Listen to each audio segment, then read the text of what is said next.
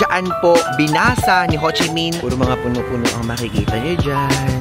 And dito sa ikatatlong courtyard, meron ditong square pond. Tignan nyo naman, Michelin! Let's go! Isa po itong underground sewer noong December 24, 1951. Oh my God, napakataas na naman pa. Doon na ba ito?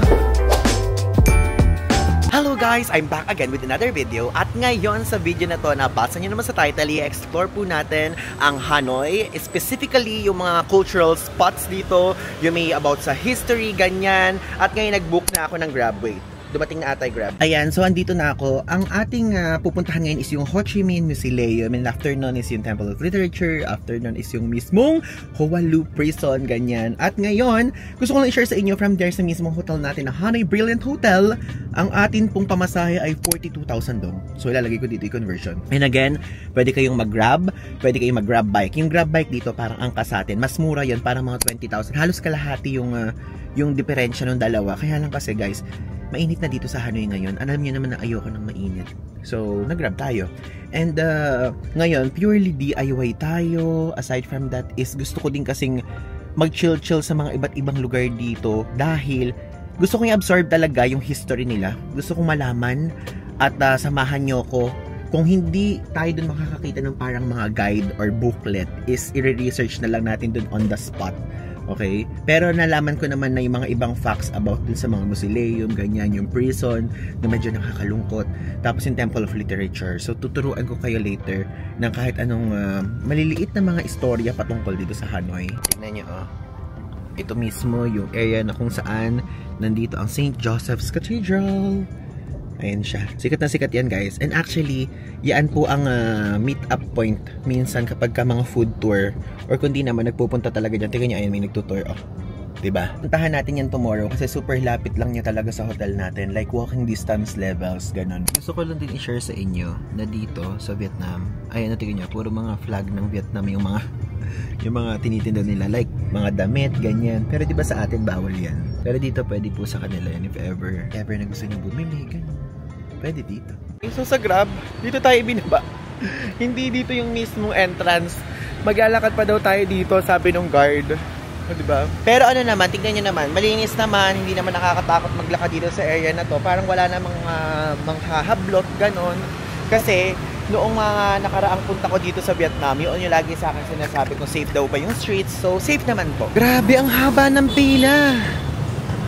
Super haba! Finally, nakapasok na tayo ngayon dito sa Mausoleum area. And alam nyo, medyo mahigpit yung entrance dito. Kailangan i-check mismo yung gamit, ganyan. And wala naman tayong binayaran na entrance fee. Libre. So far. Tignan nyo din kung gaano ka-open area to, diba?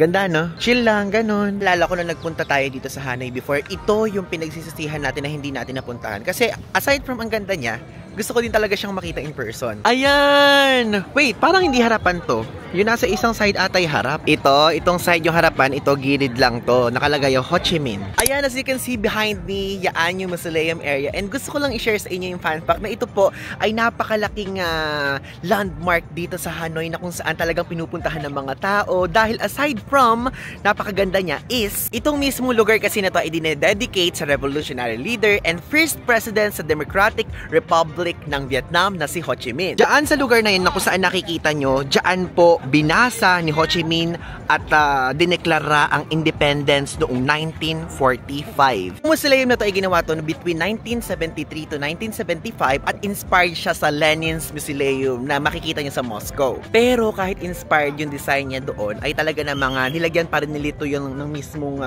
tawag doon, may pagka-Vietnamese touch. Bali, ayan as you can see, meron nagbabantay doon sa mismong gate at sarado siya. Hindi pwedeng pumasok. Akala ko pwedeng pumasok, hindi pala pwede. And dalawa doon, tapos dito isa, ayan, tapos may bulaklak dyan.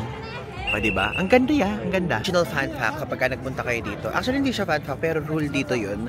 Hindi kayo pwedeng lumuhod dito, umupo, or something. Kapag kunyari nagpipicture kayo na parang yung pinopost niyo yung taong gumaganyan kayo, yung parang pipicturean niyo yung mismong subject or kaibigan niyo, hindi kayo pwedeng lumuhod habang pipicturean niyo siya. Aside from that, is hindi din pwede dito sa baba yung sleeveless. Kasi doon sa mismo entrance, nakita ko binabawal. So, if ever, kung pupunta kayo dito, as much as possible is ang gawin nyo ay yung proper outfit, ganyan. Yung decent, aside from that is merong sleeves and hindi kita yung ninyo, yung baba, ganun. Tulad yan ito, bawal lumagpas dyan sa color yellow na yan. si ating color red, kung nakikita niyo sa ating color red, lumagpas siya. Inunahan siya, tawag doon pinituhan. Sa tapat ng mismo Musileo, makikita niyo naman tong Vietnam National Assembly Building. Hindi ko alam kung nakikita pa mismo dito sa camera, pero merong nagmamarcha dun sa side na yon. And super lawak talaga. Ang grand ng mismong place na to, super. Natutuwa ako. So, dito malaking watawat ng Vietnam, di ba? Yung mausoleum na to, gawa siya sa granite, guys. Yung siyang taas na 21.6 meters. Tapos, meron naman siyang lapad na 41.2 meters. Hindi ko nasabi kanina, pero alam niyo ba, sa loob ng mausoleum na yan, nandyan mismo yung katawan ni Ho Chi Minh. O, di ba? Very, what do you call this? Merong Ho Chi Minh Vietnam, pero yung mismong katawan ni Ho Chi Minh nasa Hanoi, Vietnam. Actually, hindi ko nakikita sa mismong screen kasi super liwanag dito. Kung nakikita nyo, yung mismo nakasulat, meron nakasulat na Ho Chi Minh, di ba? Pero sa taas niya, meron nakalagay na Chutich. O hindi ko alam kung Chutich ang basa doon sa Vietnam talaga. Pero yung Chutich na yun, ang ibig sabihin nun ay President. So, ibig sabihin na nakasulat dyan, President Ho Chi Minh. Plus, alam nyo ba, ito ba, additional fun fact to, si Ho Chi Minh, ang request niya before nung nabubuhay pa siya is i-cremate siya. Pero medyo kontra yung nangyari dito dahil hindi kinremate yung tawag doon, hindi kinremate yung mismong body niya, kundi i-display dito pero nasa loob, okay? So yun lang, medyo kontra yung gusto ni Ho Chi Minh sa tunay na nangyari sa kanya. Which is para I think okay lang din naman na nandyan siya kaysa kinremate, no? Diba? Sakit nun kung kinremate. Para sa kaalaman nyo din, dito sa screen ilalagay ko dito kung anong oras nagbubukas itong mismong area na to or plaza at kung kailan din ito nagsasara, kung anong oras. Plus, katabi lang niya mismo, ayan, as you can see, dito mismo makikita naman yung Ho Chi Minh Museum. Kaya lang, unfortunately, ngayon po ay Lunes, sarado siya tuwing Lunes, pero nagbubukas siya ng Tuesday to Sunday at makikita nyo yan, kung gusto nyo pumasok dito, 8 AM nagbubukas na siya. So, first batch is 8 AM to 12 noon, bukas yung mismong Ho Chi Minh Museum. Po, second batch naman, 2 o'clock hanggang 4:30 PM. Tignan nyo behind me, yung pila, papasok. Ganyang kahaba ang pila dito. Pero mabilis lang naman. Fast moving naman yung pila. Kaya if ever kung gusto nyo magpunta dito, is pumunta kayo ng maaga kung ayaw nyo pumili ng ganito. Parang pumili lang naman ako mga 15 minutes, ganun. Okay, now next stop, andito na ngayon tayo sa Temple of Literature. So from there sa mismong Ho Chi Minh Museum papunta dito, ang binayad po natin is 20,000 dong. So parang nag-angkas na lang tayo o grab bike. Kaya let's go, bumili na tayo ng ticket going inside. Bali, ayun yung itsura, tapos yung ticket nandito sa side na to. Let's go! Nababasa ko sa screen, ang ticket price is 70,000 Vietnamese dong. So kung student studying at school in Vietnam, tapos Vietnamese something, tas person with severe disabilities, 35,000 dong naman. Kapag children under 16 years old, free. Okay? Ito ang ticket natin. 70,000 dong yan. Let's go inside. Here. Okay. Thank you so much. Ang tahimik pala dito sa loob. Like it's giving Intramuros vibes. Yan, pumasok na tayo sa loob. Puro mga puno-puno ang makikita nyo dyan. Okay, ngayon, gusto kong ikwento sa inyo all about dito naman sa Temple of Literature area. Alam nyo ba, itong mismong area na to, dedicated siya. Talagang itong place na to for Confucianism, for Vietnamese scholars, for education purposes, ganyan. So, let's go inside. Tatagpuan nyo to sa Dong Da District sa Hanoi. And alam nyo ba, matagal na itong ginawa. Ginawa ito year 1070. O diba? Ano ngayon? 2024. So 1070 to. Ganun na to katagal. So guys, mas matanda pa to kumpara doon sa Intramuros natin sa Metro Manila. Kasi yung Intramuros sa atin ginawa yun 1571 pa, diba? In order yun ni Miguel Lopez de Legazpi. Pero ito po 1070. Tapos yun 1571, diba? Mahaba-haba ang pagitan, malaki-laki. Ang galing, para na ako naging araling panlipunang teacher dito. Kasi yun po talaga ang hilig ko, ang mga history, ganyan. Wow. Okay. May tubig. Nice! Alam niyo ba, share ko lang sa inyo, itong area na itong Temple of Literature, noong una, is ano siya talaga, Confucian Temple. Gets niyo yun? Tapos, kalaunan, ay naging university na siya. Tapos yung name ng university is Quoc Tu Giam. Yun yung name ng university. Bali, itong mismong temple na to, divided siya into 5 courtyards.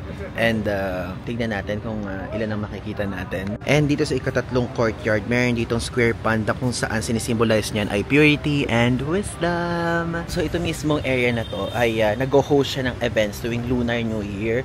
Ang mismong event na hino-host niya is contest about traditional calligraphy. Ganun. Ngayon, ipapaikot ko na muna itong camera and i-montage ko na muna para makita niyo naman yung ganda ng lugar.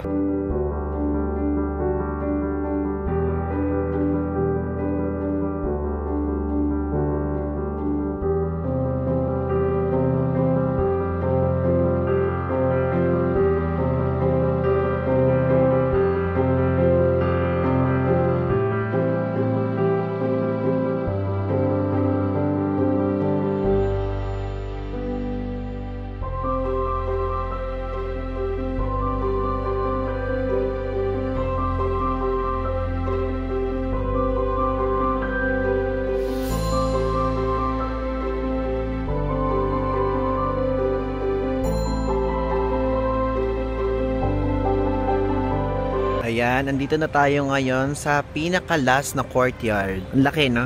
And actually, hindi nakikita ng mga nandun sa likod na meron pa pala dito. Kasi parang medyo enclosed yung ika-4th tapos ika-5th na mismong hati. Ayan po, itsura here. Diba? Ngayon, let's go na. Umalis na muna tayo dito. And I think deserve na natin magmerienda muna at mag-lunch kasi anong oras na. Hindi pa ako nag-lunch. And magpunta na tayo sa Buncha Dak Kim. Kumain na tayo ng ating lunch. So nagbook ako via Grab. From here sa mismong Temple of Literature is 15,000 dong. Ayan guys, nandito na ngayon tayo sa Buncha Dak Kim. Tignan nyo naman, Michelin. Let's go! Pero nang dadaanan nyo here. Ayan yung Buncha. Let's go up. Sabi nga nasa taas daw tayo. Let's go. Sarap daw dito. Kaya ngayon, try natin. Ayan, tignan nyo may combo. May kebab rice noodles and 2-piece spring rolls. So, 120k dong. Tapos itong Buncha, kebab rice noodles lang is 70k dong. Tapos ito din. Ano naman to? Thank you. Ito naman yung drinks. Ano to? Pickled dragon plum, 25k dong. Tapos apricot juice, 25k dong. Ang dami naman sa ating binigay na dahon. Ayun na naman ang dahon-dahunan. Magiging kambing na naman tayo dito. Mayroon pang nasa 3rd floor. So, 2nd floor pa lang pala to. Buti na lang hindi crowded. Alam niya naman tayo guys, kapag crowded, medyo nahihiya tayo. Okay lang, pero meron dito mag-asawa sa harapan ko. Hindi ko alam kung taga saan sila, pero hindi nila tayo naiintindihan. Pinapakita ko sa inyo yung mismong nasa harap ko. Ayan, meron dito ang chopstick, may tissue, may suka kaya yan, I forgot. Tapos may garlic at may sili. Meron ditong lime. Tapos, ayun na naman yung sinasabi ko sa yung kambing-kambingan. Tapos, ito yung mismong rice noodles. Alam niyo ba, ito yung ating unang kain sa labas ng hotel. Kasi, breakfast buffet lang kinain natin. Hindi pa madami yun. Tapos, ngayon ito, itatry natin. And kasi, ang pinakasikat ditong place sa Hanoi is Buncha Obama. Search nyo lang to, Buncha Obama. Kasi, kumain doon si Barack Obama sa kasi Anthony Bourdain before. O, diba? Naalala ko pa yun. Tapos, ito naman, ito yung second sa merong pinakamaraming reviews na nakita ko, which is Buncha, ano yun? Kalimutan ko na, ilalagay ko dito sa screen. Dakam. Yan. Tapos, ano siya? Ayun natin ganyan. The Michelin Guide, Hanoi, Ho Chi Minh City, 2023 selected. So, Michelin Guide resto to. Noong 2023. So, di sila na rin yun ng 2024, ganun ba? Di ba yearly yun? So, yun. Ito na yung ating food. Thank you. Ayan, di ba? Ayan, pinaka-buncha, apricot juice, tapos spring rolls. Okay? Okay, so ngayon, kumain na tayo. Kumuha tayo ng mismong kutsara for the soup. Tapos, itong mismong chopstick. Then, lagyan natin siya. Ito yung rice noodles. So, ilalagay ko siya dito kasi ayoko nang isasawsaw doon. But it depends to you. Depende sa trip nyo. So, ang gagawin ko, kukuha ko ng sabaw dyan, tapos gagawin ko dito. Tapos, tikman natin to. Ay, ang sarap. Ang sarap. Ang sarap. Tapos, alam nyo itong buncha. Sa mga natikman kong buncha before, parang meron siyang lasang, ano to? Giniling na magkakasama. Tapos, meron parang samgyupsal cut na meat. Sarap! Ang sarap, guys! Kaya pala Michelin Guide resto to. The best. If ever i-try nyo din, masarap siya. Though yung part na merong mga parang hindi ko pa gusto yung merong ganito. Kasi masyado siyang madaming gulay. Hindi ngumingiti sa atin. Hello. So, tikman natin tong mismong food na to.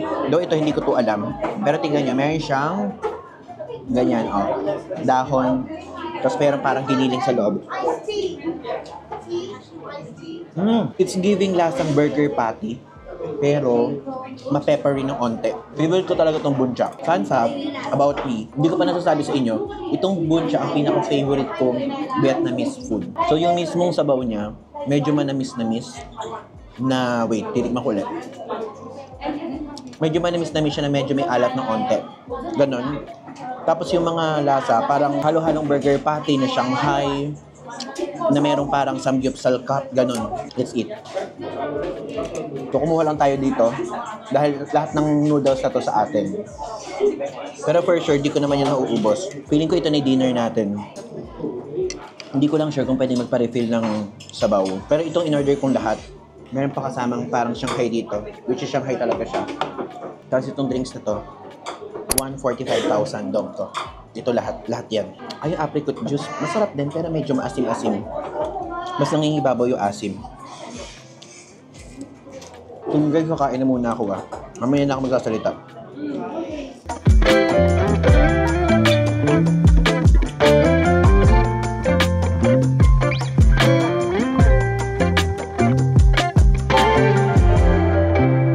Alam nyo, ngayon ko lang tinry na naglagay ako ng garlic ito.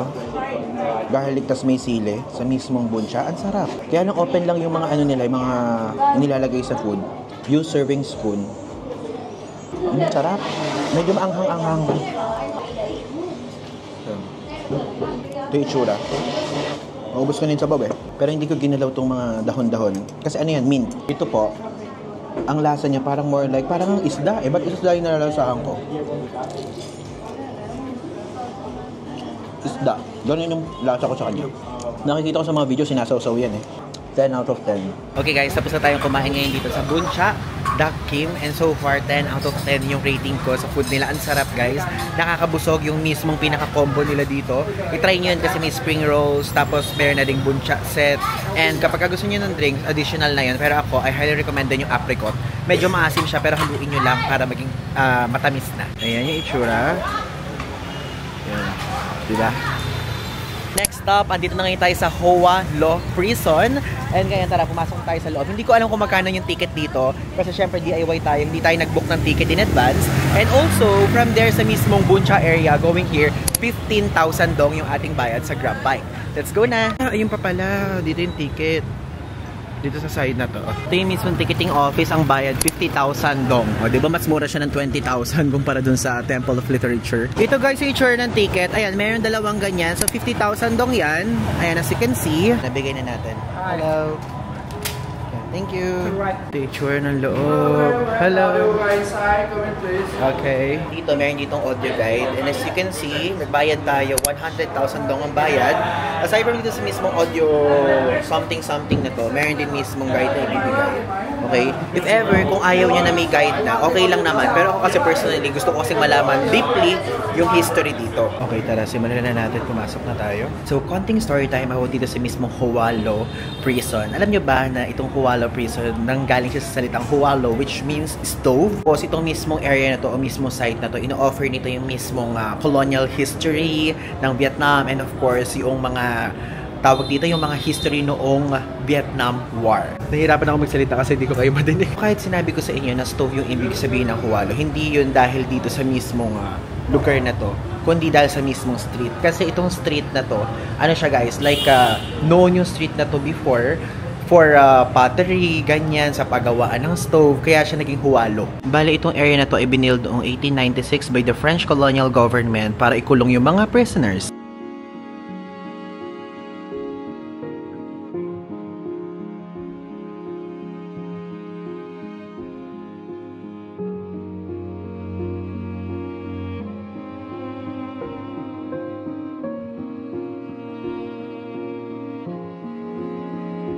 Yan, so ito yung itsura noong suot-suot ng mga prisoners. Long sleeves yung sinusuot nila pagka winter, and short sleeves naman kapag ka summer. Grabe, nakakakilabot dito sa part na to, tignan nyo.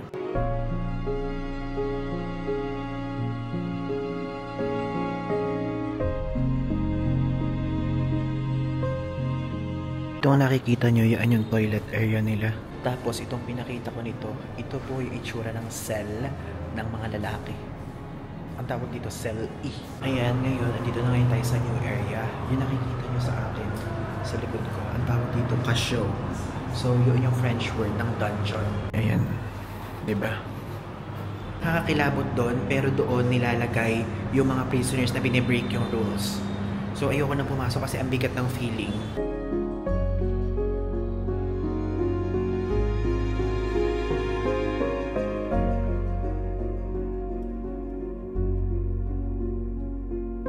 Nasa labas na part na tayo. Tignan natin kung ano naman yung meron dito sa mga nandito. Ayan, as you can see, Meron ditong parang painting pero nasa dingding lang siya. Isa po itong underground sewer. Noong December 24, 1951, 16 na prisoners yung ginamit tong escape route. Tapos 5 sa kanila nag-succeed.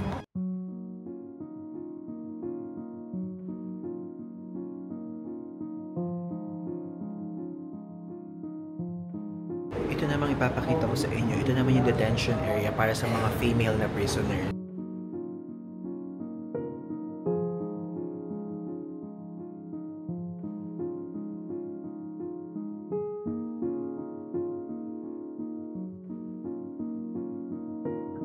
Ito namang room na to, dito dinidetain yung mga babae na may anak.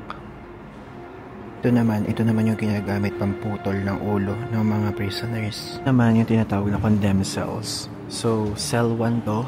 Dito naman na inilalagay lahat ng mga inmates o mga prisoners na nakahilera sa death row. Ayan. So, located to sa pinakamalayong part para ready na sila pagka i-execute. Yun yung itsura. And actually, 7 layers ng doors yung meron dito. At isa to sa pinakamadilim na side. So guys, meron ako na-meet dito na Pinoy. Ramdam na ramdam ko yung pagkikwento sa inyo about sa mga dito. Tapos ayan siya. Pakita mo. Ayun, tika, yung nanonood. Ano yung pinanonood mo? Japan. Ah, Japan. Eh, bakit andito ka sa Hanoi? Andito ka eh. Mali. Ay, wait. Ramdam ko guys yung pagbibida. Malungkot ako sa mood. Tapos biglang, ikaw si Ivan. Ayan, Diyos ko. Dead end na pala dun. Oo. Thank you. Sige, enjoy enjoy. O, diba nakakita pa tayo ng viewer habang makadamdamin ng ating sinasabi. Kung makaget over. Guys, diba yung storytelling natin? Napakalungkot, napakaganyan. Tapos nagkabulagaan kami. Kunyari ito siya. Ikaw si Ivan? Oh, hello. Gano'n. Kakatuwa. Nice meeting you.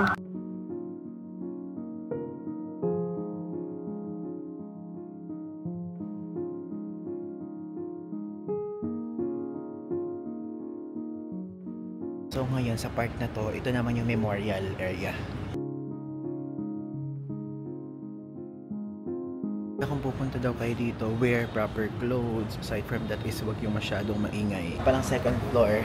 So sa second floor ngayon tayo pupunta. Ganda dito. Oh, it's giving. Ganda.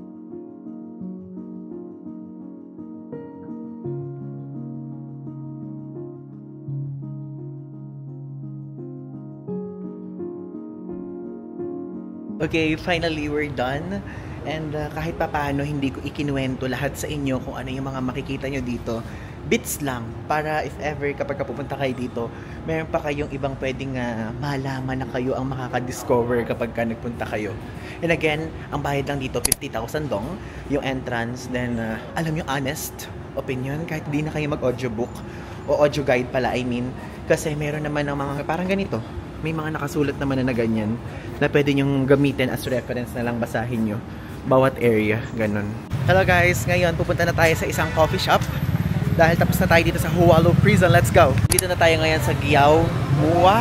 And actually, if ever kung gusto nyo magpunta dito, mag-grab bike lang kayo o grab 15,000 dong from there sa mismong Hualo yung bayad. At ito po ang itsura niya. Ayan. Tignan nyo, ang ganda, oh. Diba? So, ang pagbukas is slide. Ay, bawal mag-picture? Ba't bawal? Bawal? Pwede ba? Ito yung menu nila if ever. I-pause nyo na lang. Ang in-order ko, matcha. 80,000 yung matcha. Matcha latte, iced, or cold. Fuji Kyoto matcha. O, diba? Kagagaling lang natin dyan. Pero yung pa in-order natin.